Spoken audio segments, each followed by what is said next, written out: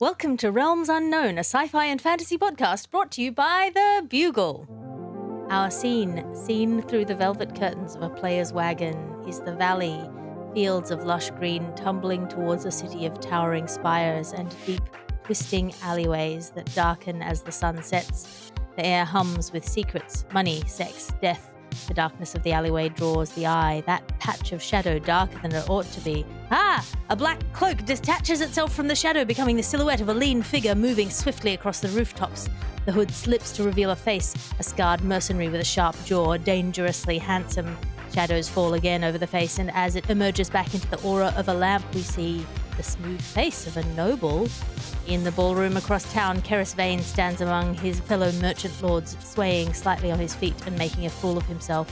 He's not drunk, but the times call for hidden faces, and the night opens out behind the ballroom door into Realms Unknown. Yeah, that's right. You've just entered Realms Unknown, a weekly speculative fiction podcast brought to you by The Bugle, in which we discuss science fiction, fantasy, tropes, the newest news, our favorite old shows, books, games, and more.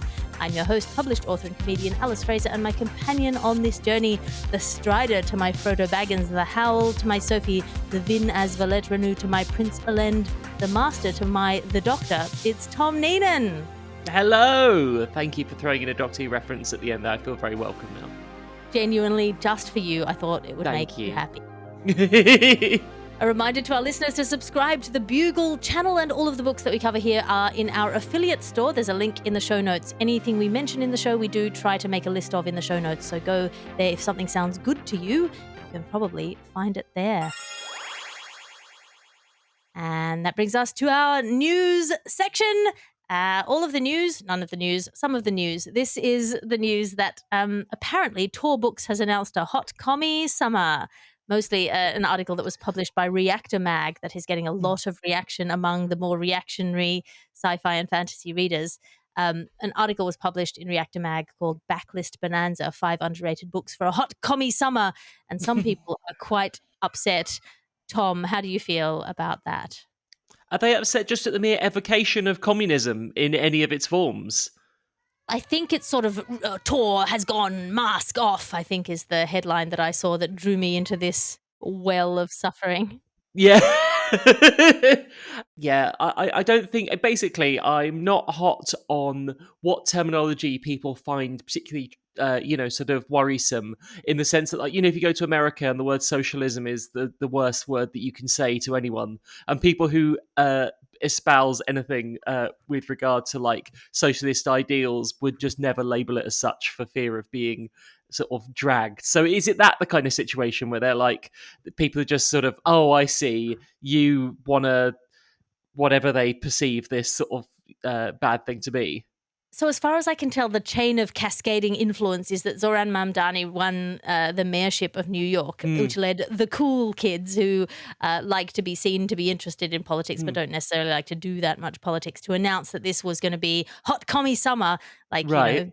As everything, whatever, it's watermelon flavored faces this summer. They've decided it's a trend.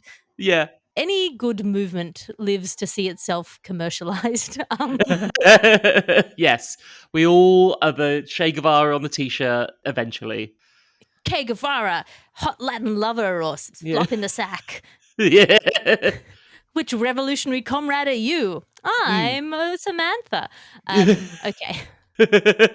It's so strange though, isn't it? Because I think so many people find, and to the subject of the podcast, like, so many people find these ideas like so palatable when they're in anything other than just the present day. Like, the Hobbiton is communism, right? Because, like, I don't think there's no, like, money in Hobbiton, aren't they? All just, like, someone does the farming, someone does, and, like, it's a commune. It's literally kind of a commune. Tom, no. No. No. You're so wrong. Bilbo Baggins returns to find his stuff being sold off by the Sackville Bagginses, who are all that is interested true in what he's left them for their will. It's all about It's sort of the slightly communism edge that feudalism always had, which was Yeah. where like we look after you and you look after us. But that's more because otherwise the Lord has no one to till his fields. I feel perhaps a little bit. I don't know that Tolkien poked too much at the fabric of the idealized British society that he was framing up for Hobbiton. No. Well, okay, in The Last of Us, then, they set up, like, for instance, I can't remember, is it Jacksonville is a commune? That is somewhere where, like, it's all about sort of trying to, yeah, there's no money there. It's all about trading of sort of services and goods in a kind of equitable way, could you argue? Yeah. Yeah? Yeah. I mean, we could go far into that, but yes, I do think the way that people approach communism and socialism in fiction with like great enthusiasm, and yet in the real world they treat it with great suspicion as well. Mm. Your ad section now, because you can't be what you can't buy. And this episode of the podcast is brought to you by Magic Marvin's Instant Moustache. Did your flimsy hood fail to hide your identity in the midst of your impulsive infiltration of the secret society of demon druids? Caught short with an identifiable upper lip? Slap on Magic Marvin's Instant Moustache. Pre-glued, pre-styled, and available in classic villain twists, heroic handlebars, and mysterious bartender/80s Australian cricketer styles. Because nothing says, this is not the druid you're looking for, like an Allen Border buckle screen. Every third kit comes with a free monocle. Order now and get a second moustache for when the first one slips off mid-monologue or for when you need two extremely upsetting eyebrows. Sorry, that made me laugh myself. Magic Marvin's Instant Moustache. Terms and conditions apply. Bear in mind, Marvin is the magic one and the moustache is not at all. Are you a rogue android, shapeshifter, droid bot, or just a neurodivergent person who is really bad at pretending to be human?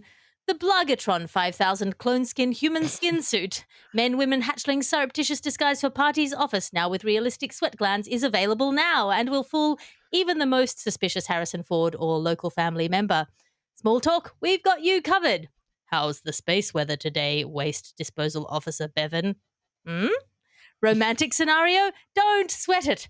Alas, Captain, even though I noticed your romantic overtures and having appropriate emotional reciprocal responses, we can never be together because I have Romulan buttworms and must remain celibate until they have hatched. The Blagatron 5000 clone skin human skin suit men women hatchling surreptitious disguise for party's office. Order yours to be dropped from a ship right now. Please tell your friends who have podcasts or YouTube channels or television or radio shows to have me on to promote my book. It's called A Passion for Passion, and it is available now in all good and bad bookshops. Best consumed with half a glass of water. Today's episode is brought to you by breakable chain necklaces. In fantasy, nobody ever takes off a necklace over their head like you would a jumper or lanyard. No, they grip the centerpiece of the necklace, give it a yank, and presto, the necklace is off and broken. That's why you need a breakable necklace chain, perfect for breaking your jewelry rather than simply removing it. Order one breakable necklace and receive one terrible shirt sleeve, perfect for a makeshift tourniquet whenever you need one, which is roughly twice an episode. Yes, the variable strength of hems and stitches that a necklace will come off with one hearty yank, Yeah. but also could possibly be the thing that's holding you when you're hanging off a cliff. Yes, you know? exactly. And you're both holding onto it, and it's like, no, one of you has to let go kind of thing. Yep. Yeah, and then the shirt sleeve comes off with such ease and yet will hold a wound shut. Very true. Yes, exactly. I just must have hurt so much. All that yanking of like around your neck, just like to get a necklace off, must be so painful. I don't know. Yes.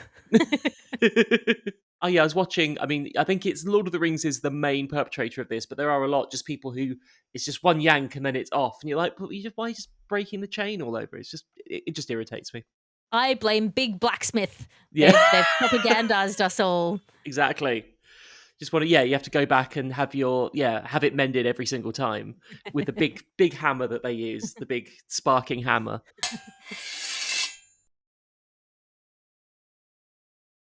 And that brings us to what have you been putting in your brain of late? I saw the new Superman film, and I have conflicting feelings, but overall they are positive. But I feel that it's so interesting. Basically, I think it's a very, very political superhero film. I think it actually sort of wants to. Half of it seems to be like talking about interventionism, and especially like American interventionism and the problems with that, which I think is really fascinating. There's even like a weird pocket universe Guantanamo Bay that they sort of go into. But the counterpoint to that is there are also some slightly heavy-handed, almost Banksy-esque, sorry, coming for the big dogs here, style satire. There's a point in the pocket universe. Spoiler. I don't think this is more of a detail than like a plot spoiler for Superman, but Lex Luthor, played by Nicholas Hoult, has sort of an army of monkeys who he has sort of chained to millions of computers, and they're all sort of Trying to write Shakespeare. Well, it's that he's evoking that image, but to like post negative things online about Superman, and it's a bit Oh, he's Andrew Tate. yeah, exactly. And also he's bald, so yeah, it all comes together. I found it interesting because I think it's very frothy and very fun and sort of big hearted, but often it feels, and I guess it's trying to be a bit more comic booky. So I really sort of enjoyed the swings it does. Like James Gunn, who directed it and wrote it, takes a lot of big swings with his films, and that sort of has to be applauded, I think. But yeah, I was left kind of wanting something that was a bit more focused, and something that, because I think when it does focus on things like interventionism, I think it has a lot to say, but I just wish it had sort of zoned in more on that. But I would say if that's sort of the direction that DC is going in, it seems pretty positive, and it seems like I'd be there for the next film. I think we're going to get a Supergirl next, who is played by, I can't remember her name. Sorry, this isn't very good at all, is it? But she sort of turns up at one point and sort of points towards a more sort of chaotic tearaway Supergirl, which I think could be really fun. So yeah, so I I'd sort of recommend with reservations Superman, because I thought I was in for, basically, after 28 years later, I thought I was in for a summer of incredible genre fiction blockbusters.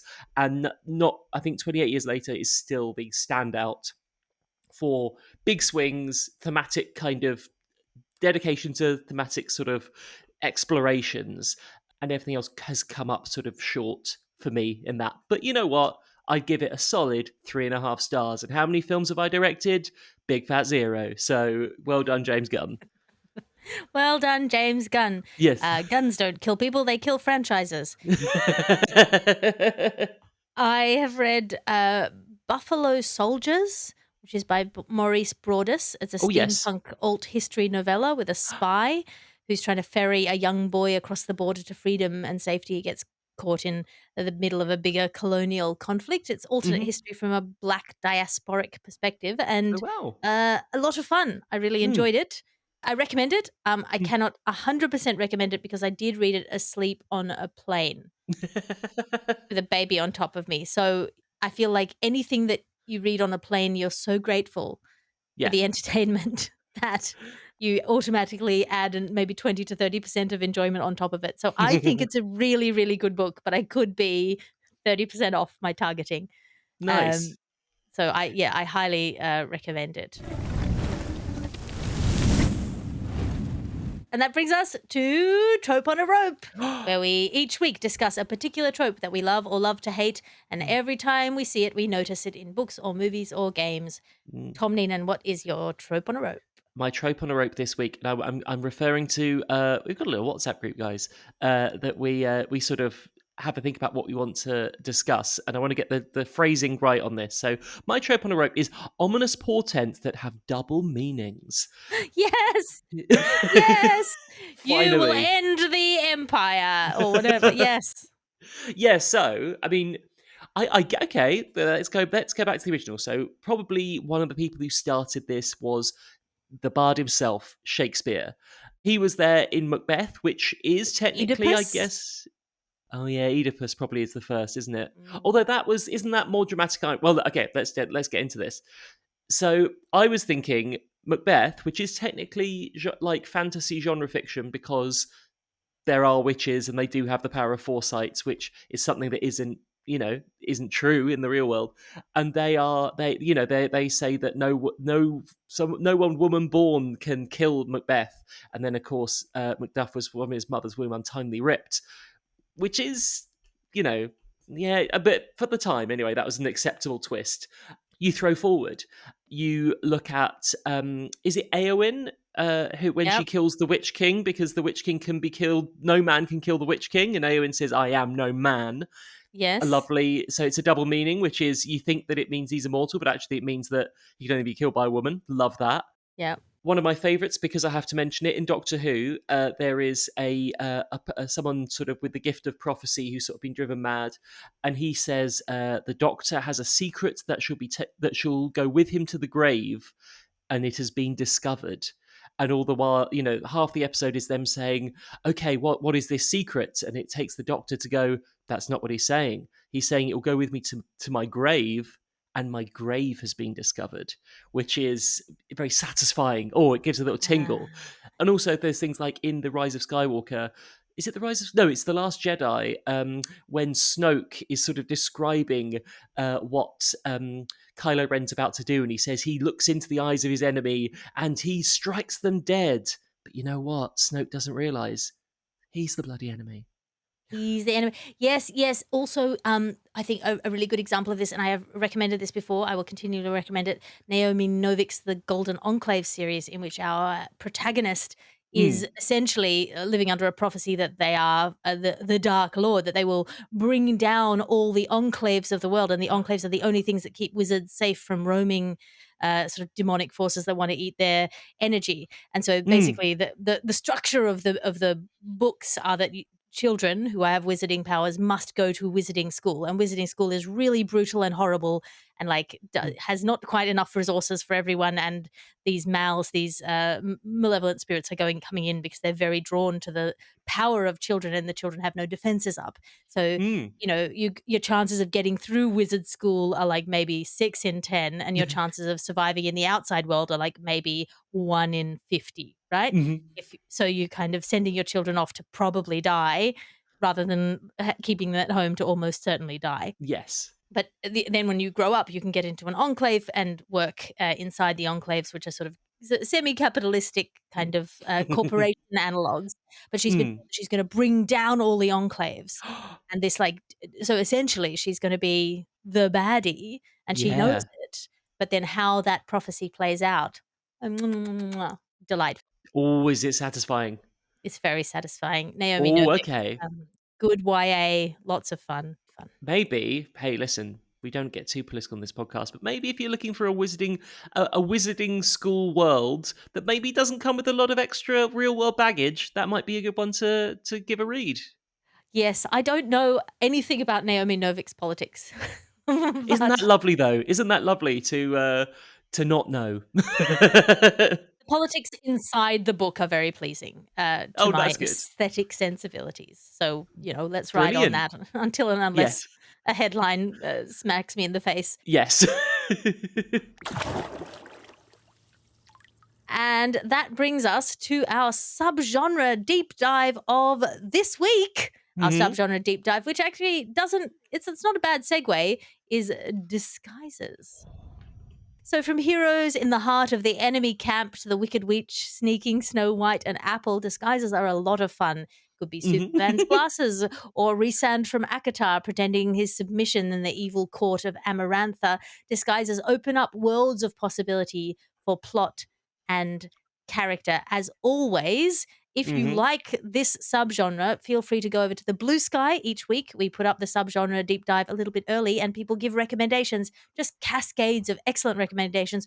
Also over at my Patreon, very thought through, in-depth recommendations if you are interested in that. But let's start with a recommendation. Oh, yes, please. I'm going to go with Quantum Leap, because I don't often recommend TV, but Quantum Leap is functionally Sam going from disguise to operate in these different worlds, and that's quite a lot of fun. I do think an actor probably really revels in that. And then my other recommendation from television is the Foundation series on Apple TV Plus, and the role of the Emperor in that. who is a clone of himself. And the whole premise of the empire is that there's Of these three course. clones of the same emperor: the old one, the young one, and the one in his prime. And the one in his prime is the emperor being advised by the older one and inspiring the younger one. And they're all meant to be exactly the same person. Hmm. That's the function of the cloning, is that they are meant to have the same tastes, the same judgment, the same psychology. But Mm. actually, it turns out that they're all different people. So they are all, but they're trying to live up to this legacy in one way or another, and they're interpreting it differently. So they all are functionally in disguise as themselves. Mm. I love that. Is it sort of because I remember hearing about this that they start to basically over generations they start as the same people, but it's almost like generational sort of generational copies. They start to diverge and slightly become one of them becomes like a hippie or something, and one of them's they all sort of they're all played by Lee Pace, aren't they? But they all sort of go off in different directions and become very different characters. The one in his prime, so it's Cleon. The one in his prime is Lee Pace, and then the younger one Oh is right. played by another actor, and the older one is played by another Oh, actor. But they are referred to by the metonym Empire, so they're all called got you. Empire because they are the Emperor and Empire. But Lee Mm. Pace is just having such a fun time because you're playing different versions of the same character. I feel like any like the a Dollhouse or something dark, Agent Dark or something, where they you Mm. just an actor gets to pretend to be 18 different people. What a treat for the Yeah. actor. So much fun. I've gone a slightly different for my one. I've gone sort of horror-y because it's often a device of a horror thing, which is that an ally maybe isn't the person you think they are because it's actually something malevolent in disguise. Yeah. Slam, at last we're safe. And you turn around and then they like peel off their mask. Or they just don't have a Exactly. mask on, but they just smile in a sinister way. Which brings me to my first recommendation, which is the Smile franchise, Smile 1 and Smile 2, where they play that note many times, but it creates a symphony of horror that I am a big fan of. And it is, yeah, if it's because the Smile entity, which in real life I think looks a bit like if Slimer had really long arms and legs, but sort of you only ever see that fleetingly. But the rest of the time, the Smile entity manifests as someone you know, someone you trust, and then that person will then fix you with a sort of rictus grin, and that's very scary and it's incredibly satisfying. I absolutely adore both of those films, and I'm assuming there's going to be more because it was very financially successful. Um, so I like those. Obviously, I have to reference a good, classic Doctor Who would be something like Terror of the Zygons. The Zygons have the ability to disguise themselves as other people, so they can sort of move around, and that means that Ian Marty plays Harry Sullivan, who's sort of one of the Doctor's assistants. There's an episode of Terror of the Zygons where he gets to be so sinister and it's so terrifying, and it goes a bit Wicker Man, and it's in a barn, and it's genuinely one of Doctor Who's scariest moments, which is Harry Sullivan going a bit creepy and weird because he's actually a Zygon in disguise. So that is my recommendation for those. And It Follows as well, which isn't so much a disguise, but once again, the entity manifests itself as sort of random people, and yeah, is very scary. So those are my top three. Excellent. Orphan Black was the one I was thinking of, where Yes, the of clones course. dress up, but they're clones who dress up as each other, which is this Mm. extra level of the actor playing the different clones has to, with the same body, Hmm. embody different characters, but then sometimes those characters disguise themselves as each other. But obviously, the actor then has to play one character pretending to be another character who she could pretend to be better.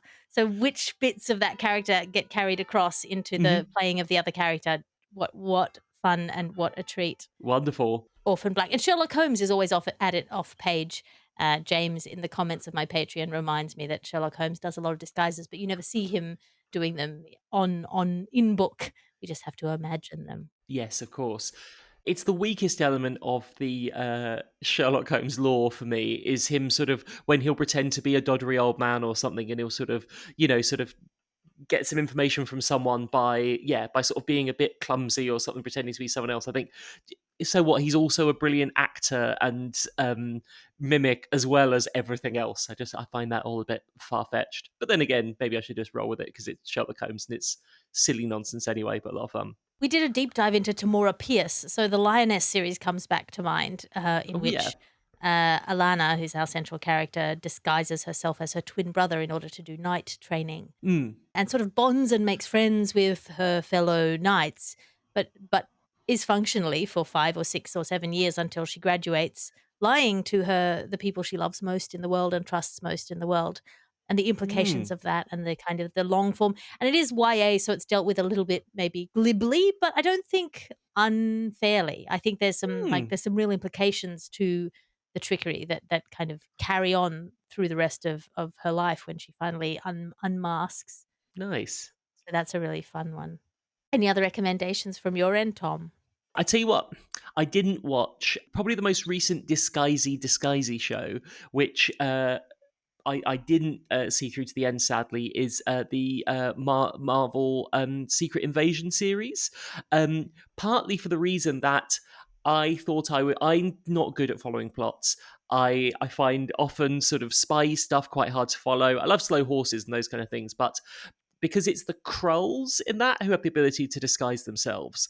And I realized very early on that it would be about who can you trust, who is a, because you could be speaking to someone and they could be secretly a Krull or they could be something else. And I was like, this, I'm not going to get on with this. I'm not clever enough to chart this. So that is like, if you want to take on that kind of thing. There was a trend in the 2000s, Hmm. particularly, but in movies where it was like a twist on a twist on a twist, and people unmasking and unmasking and unmasking. Mission Impossible Hmm. series was like a bandit for that, and Yes. I don't love it. I don't Hmm. love a disguise plot where we, the audience, do not know and cannot know who is disguised. Yeah. It feels like going back to that like Agatha Christie kind of agreement that they made in the Inklings of like the reader must be able to figure out the mystery with the clues that are on page rather than you coming in and being like, it was Trevor all along. And the reader's like, who the is Trevor? Yeah. I want to know that I could have noticed that they were in Hmm. disguise, that there were some tells and some giveaways. Yeah. And not just be told that they were there by like a series of like sudden flashbacks to stuff that was like technically on screen for 1 second. That Yeah. actually Yeah. there's something that I could have noticed was, my favorite one is where I'm watching and my sort of critical smug brain goes, hey, that's not right. They've made a mistake in the movie. And then Yes. finding out they didn't make a mistake in the movie. It wasn't an editing error or they left something on, like, is actually, they did it on purpose. That, I think, mwah, what a treat for me. That's really satisfying. Yeah. Once again, this is a new series Doctor Who one, which is I sort of don't want to give it away if you haven't seen it, but there's an episode of the Peter Capaldi series called World Enough and Time, which one has is a really interesting concept about. I think it's like a spaceship that's 5 miles long or longer. And it's heading towards a black hole. But because of time dilation, when you're heading into a black hole, time at the front of the spaceship is moving like 100 times faster than it is at the back of the spaceship, which means that when one of the doctor's assistants is like taken from one end to the other in order to be sort of saved, suddenly they're all out of whack and they're trying to sort of help each other. Whereas, like, obviously, for her, time is moving incredibly slowly up there, and for him, it's moving incredibly fast that way. And there is a really good acting performance by someone who is in disguise, and it's a character who likes to do disguises as well. So I would recommend that episode if you haven't seen it because it's a lot of fun. Excellent. It sounds Mm. like a lot of fun. Again, if you enjoy this kind of subgenre, please head over to the Blue Sky or my Patreon, where if you sign up at any level, including the free one, you get to see other people's amazing recommendations and discussions about this particular subgenre, and have a chit chat with each other. Yay.